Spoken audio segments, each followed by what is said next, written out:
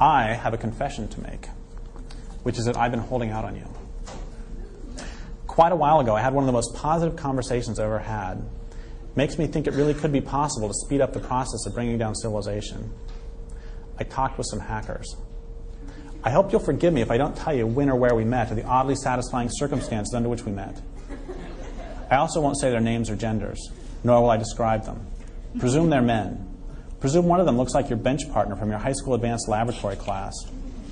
And the other looks strangely familiar too, like someone you saw once in the far corner of a library surrounded by books on Nestor Makhno, Emiliano Zapata, August Spies, and Albert Parsons. Or maybe it looks like someone you saw standing at the very back of an auditorium as you listen to someone speak passionately about the necessity of taking down civilization now. In any case, here I am, sitting across the table, or at least you can presume I'm sitting across the table, from these folks sharing a pitcher of water at a cafe. Let's presume we're in Asheville, North Carolina. It's late, very late on a hot summer night. Let's start small, I say. Would it be possible to inflict serious economic damage on a major corporation by hacking into computer systems? You're presuming, responds the first one, let's call him Brian, that this doesn't happen already. The other, let's call him Dean, nods. I look back and forth between the two. Brian continues, it's in the corporation's best interest to not let on that this stuff happens all the time. Why is that, I ask? You think they want people to know how easy it is to hack into a system? He winks, then pauses for effect. It's getting easier all the time. Take the use of wireless technologies that have come on strong these past few years. See that thermostat over there? He points to the far side of the room. Those are oftentimes computerized and send and receive signals through the air from a main system. The other day I hacked into the main computer of a major corporation through the thermostat. My jaw drops.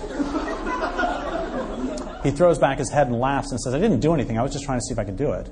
But could you have done damage? Oh, yeah. How? Name a nasty corporation, he says. Ha, says Dean. Name one that isn't. Freeport-McMoran's pretty nasty. They both shake their heads. Most polluting company in the United States, pollutes all over the world, machine guns natives in Erie and Jai, imprisons others in shipping crates. Dean looks at me intently before asking, how does it make its money? Mainly mining. Gold in Indonesia, sulfur in the Gulf of Mexico, other minerals too. Okay, Dean says, piece of cake. What do? I ask. Mess with their bank accounts, pretend it's Fight Club and destroy their credit card accounts? Brian wrinkles his nose. Dean says, shipping. All the shipping these days is computerized. Brian interrupts to ask, did you know the U.S. economy almost ground to a halt last year? What? I exclaim. The dock workers strike on the West Coast, Dean says. The big companies couldn't get their raw materials and parts. They were within a day or two of running out. Do you know what happens then? It's clear the question's rhetorical. He asks another question. Do you know how much it would cost GM to shut down its assembly line? I have no idea. Millions of dollars per minute. Jesus, I say. No, Brian responds, dock workers.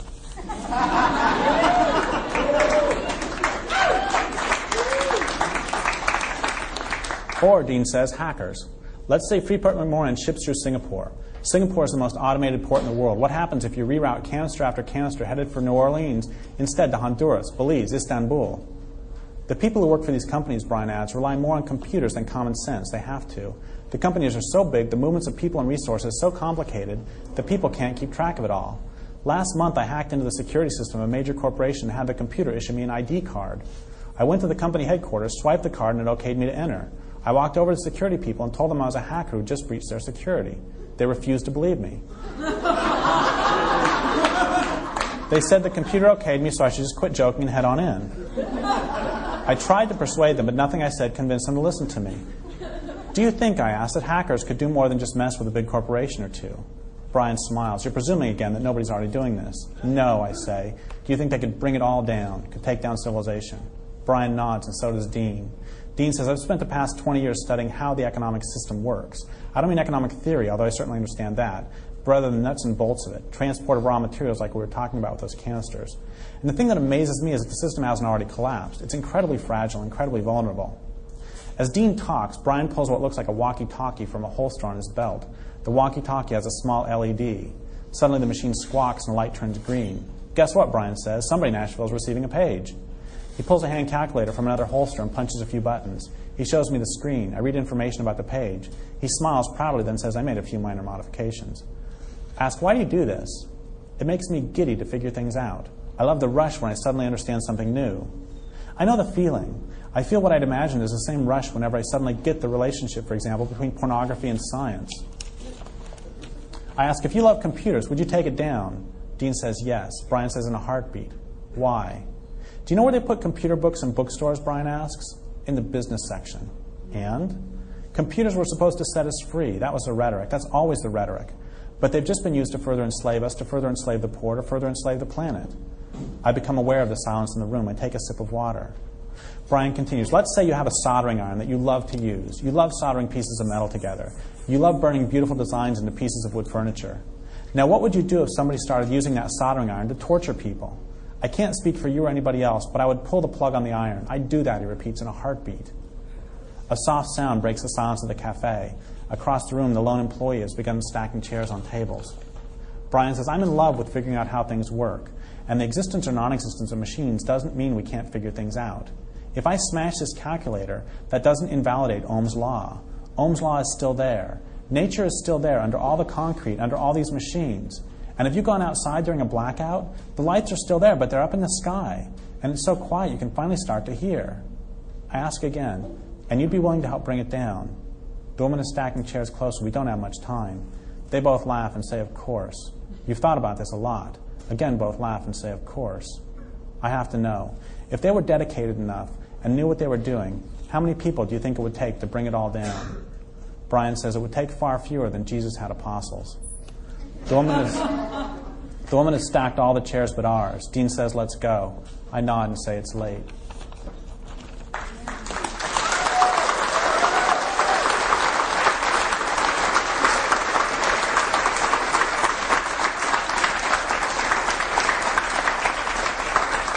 It is, what?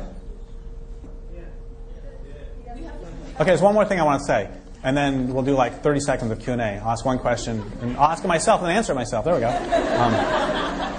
Okay, so there's one more thing I do want to talk about, which is there was a woman who came to one of my talks in Eugene, actually came to two of my talks in the same day, because in both of them she wanted to accuse me of being a combination of Mao and Stalin.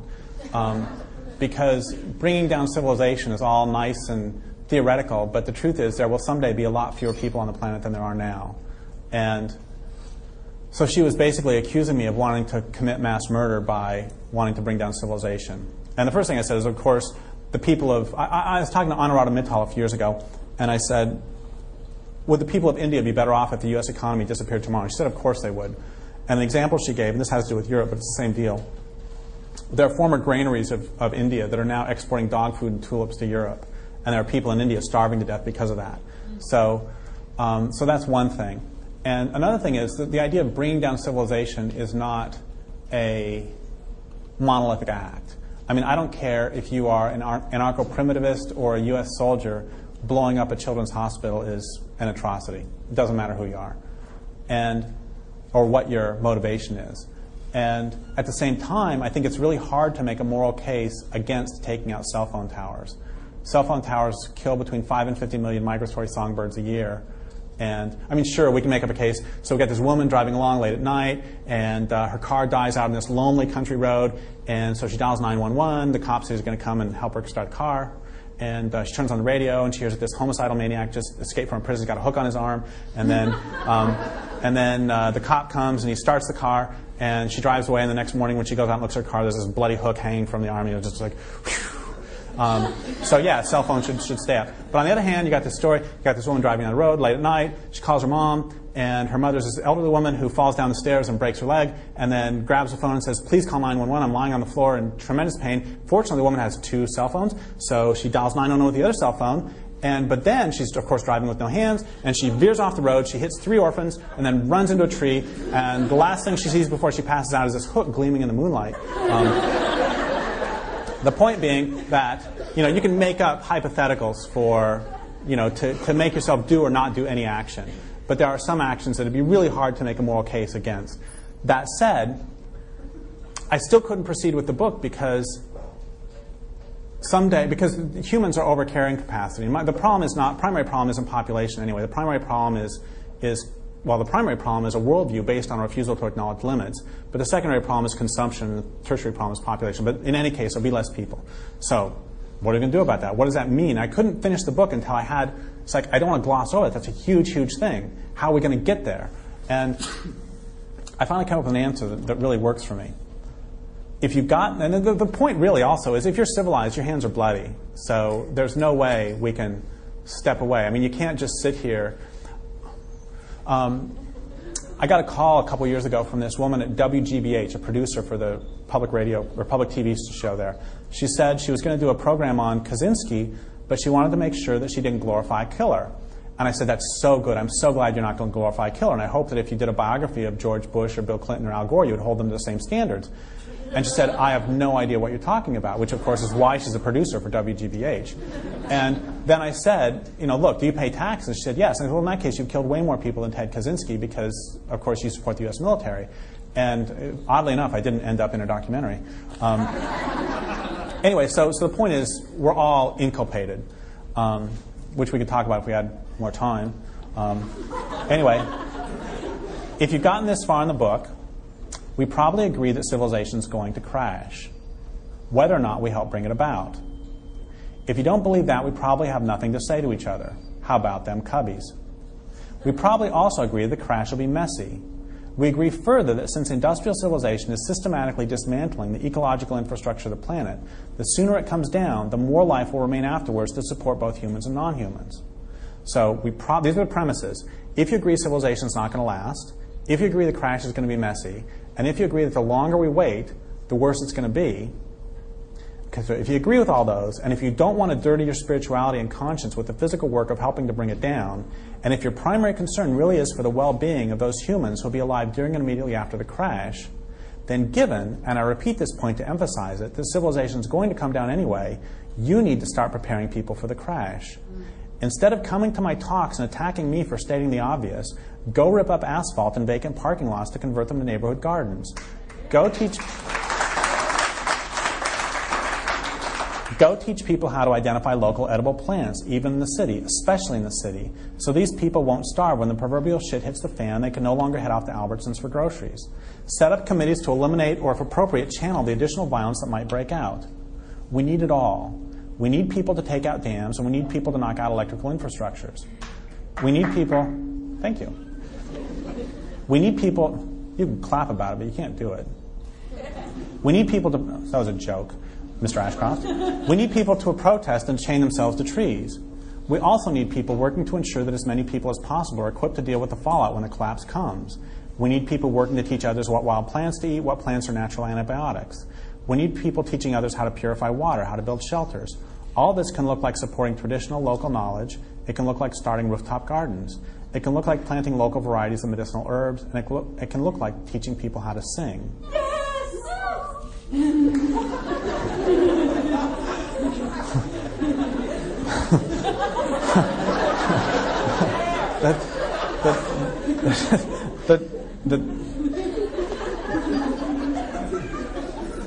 The truth is that although I don't believe that designing groovy eco-villages will help bring down civilization, when the crash comes, I'm sure to be first in line knocking on their doors asking for food. People taking out dams do not have a responsibility to ensure that people in homes previously powered by hydro know how to cook over a fire. They do have a responsibility to support the people doing that work. Similarly, people growing medicinal plants do not have a responsibility to take out dams. They do, however, have a responsibility at the very least to not condemn those people who've chosen that work. In fact, they have a responsibility to support them. They especially have a responsibility to not report them to the cops. It's the same old story. The good thing about everything being so fucked up is that no matter where you look, there's great work to be done. Do what you love, do what you can, do what best serves your land base. We need it all. This doesn't mean that everyone taking out dams and everyone working to cultivate medicinal plants are working toward the same goals. It does mean that if they are, each should see the importance of the other's work. Further, resistance needs to be global. Acts of resistance are more effective when they're large-scale and coordinated. The infrastructure is monolithic and centralized, so common tools and techniques can be used to dismantle it in many different places, simultaneously if possible. By contrast, the work of renewal must be local. To be truly effective, acts of survival and livelihood need to grow from particular land bases where they'll thrive. I have a new catchphrase: dismantle globally, renew locally. People need to enter into conversation with each piece of earth and all its human and non-human inhabitants. This doesn't mean, of course, that we can't share ideas or that one water purification technique won't be useful in many different locations. It does mean that people in those places need to decide for themselves what will work. Most important of all, the water in each place needs to be asked and allowed to decide for itself. I've been thinking a lot again about the cell phone tower behind Safeway, and I see now how these different approaches manifest in this one small place. The cell phone tower needs to come down. It is contiguous on two sides with abandoned parking lots. Those lots need to come up. Gardens can bloom in their place. We can even do our work side by side. So thank you.